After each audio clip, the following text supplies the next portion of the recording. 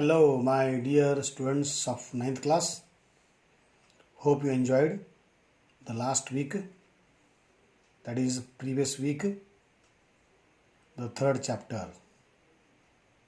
What is the name of the third chapter? Name of the third chapter is what? Atoms and molecules. The basic constituents of the entire matter what we are enjoying, where we are living. So in that chapter we started our journey with introduction. Now today we are going to discuss the two laws of chemical combinations. In our previous class, I think we have understood the statement given by the law of conservation of mass by Lavoisier. Mass before the reaction and mass after the reaction remains the same, or mass of a reaction during a chemical reaction is constant. That is, mass is protected, mass is conserved. Now to verify this, let us understand experimental verification. Okay, for this I have taken calcium carbonate. Okay, how much? 100 gram. When you decompose, it becomes calcium oxide and carbon dioxide. How much they have formed?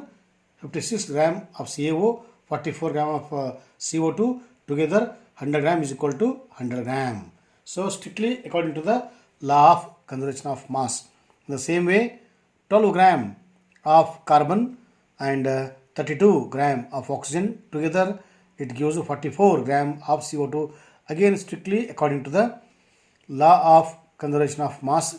If you just go through these data, these figures, they are nothing but their mass, molecular mass of calcium carbonate, molecular mass of calcium oxide, atomic mass of carbon.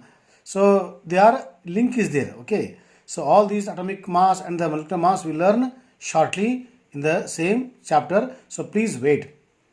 Now to do and to verify this law, so I have taken H-shaped tube. Okay, so here I have taken in one limb I have taken 5% of NaCl, and in another I have taken 5% of silver nitrate. What do you mean by 5%? It is 5 gram of sodium chloride dissolved in the 100 gram of its solution, or 5 gram of NaCl dissolved in the 95 gram of water. That is called 5% of NaCl solution. In the same way, 5% of silver nitrate is also prepared. Both you have taken the two limbs of the H-shaped apparatus. Now, after taking these two chemicals, now note down the weight of the entire apparatus. Okay.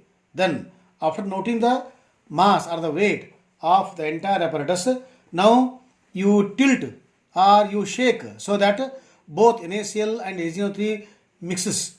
Okay, when they mix, this reaction happens. Which reaction? NaCl and AgNO3 gives NaNO3 and AgCl. Okay, after the reaction also you please shake and wait for a few minutes, then wait. You will come to know that now also mass is the same. That means mass before the reaction, mass after the reaction remains same. So this is the clear-cut proof for the law of conservation of mass. This we can do in the laboratory. Okay, right. Now we will go to some other point. This is my second notes to understand. Mass could be converted into energy, and the two are related by E equal to mc square relation. See, mass is conserved. Okay, mass remains the same, but now recently we are in a position to convert mass into energy.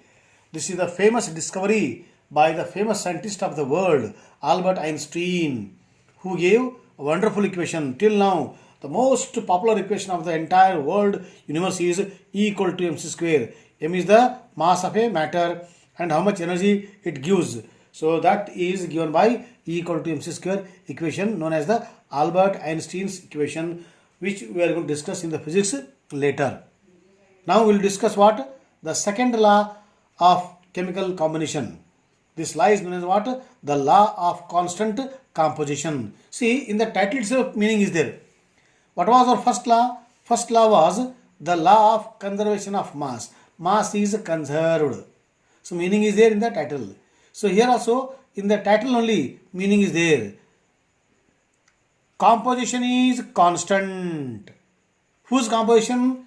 Composition of a molecule or composition of a compound as a whole. Its composition is constant, fixed, definite. That is the meaning of this law. And this law given by scientist Proust. Okay. Now before we go to the law, let us discuss what are the ways to prepare carbon dioxide gas. There are many ways of preparation of carbon dioxide. One way is what? One way is by burning carbon in air or in oxygen to get carbon dioxide. Other way is what? If you heat calcium carbonate, you will get calcium oxide and the carbon dioxide. Here kindly my sincere request and appeal is, don't worry about the chemical formula. So in this chapter only we are going to learn how to make a chemical formula. For that we require knowledge of what? Chemical symbols. So symbols to formulae and formula to the most complex formulae we are going to learn. So time being hold, I have taken directly for chemical formulae. So by heating calcium carbonate we get carbon dioxide. Third is what? By heating sodium bicarbonate. Here you see, by heating sodium bicarbonate you will get what? Carbon dioxide. Here it is carbon dioxide. So this is third way. What is the fourth way? By treating marble with HCl. What is marble? Marble is a common name. Marble's chemical name is calcium carbonate. Taj Mahal is made out of the marble. It is made out of the whitish calcium carbonate which was available near Agra and Rajasthan. So marble is nothing but the calcium carbonate. When calcium carbonate is treated with HCl or acid, it gives carbon dioxide gas. Okay. So these are the four ways of getting carbon dioxide. Okay. Now what is the question here? Question is whether carbon dioxide obtained from these four, whether it is differ in their chemical composition or the ratio of the carbon to oxygen by mass is different. Is it depending upon the method of preparation? No. Whether carbon dioxide is prepared from any method, but the ratio of carbon to oxygen by mass is the same. What is the law? Law is constant composition. Composition is constant.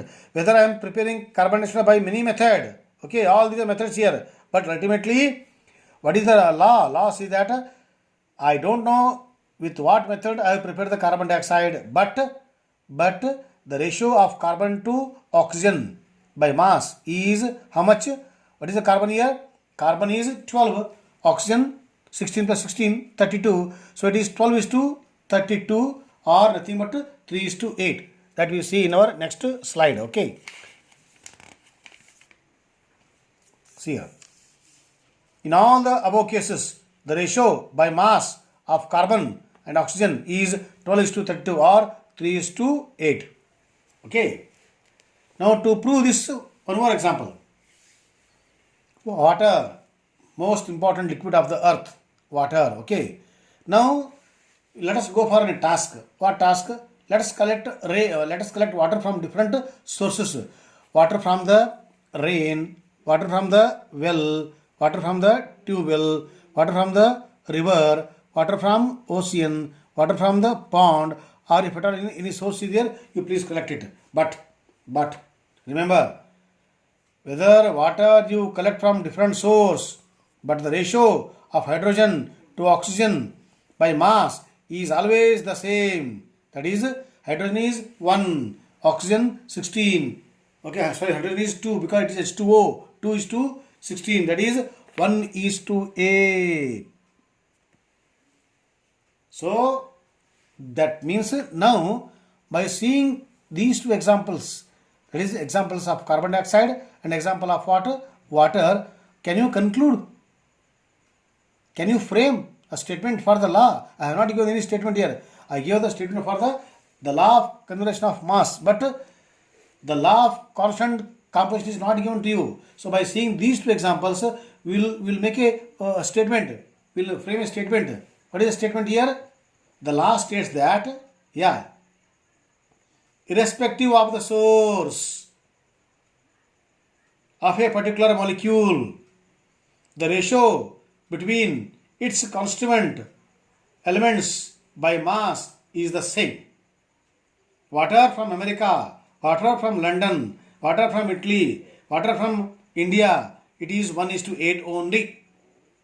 That is the meaning of the statement, and that is the law given by the Proust, the law of constant composition. Composition is constant, proportion is definite. This law is also called as what? The law of definite proportion. Proportion of the constituent elements is definite. Okay, so this shows that if you take any sample, ratio of those constituent atoms are the same. Okay, so two laws are there for the 9th class. One is the law of conservation of mass and the law of constant composition. So after understanding the two laws, in our next period or in our next class, we will go to the some other discussion on the same chapter. Thank you, my dear students.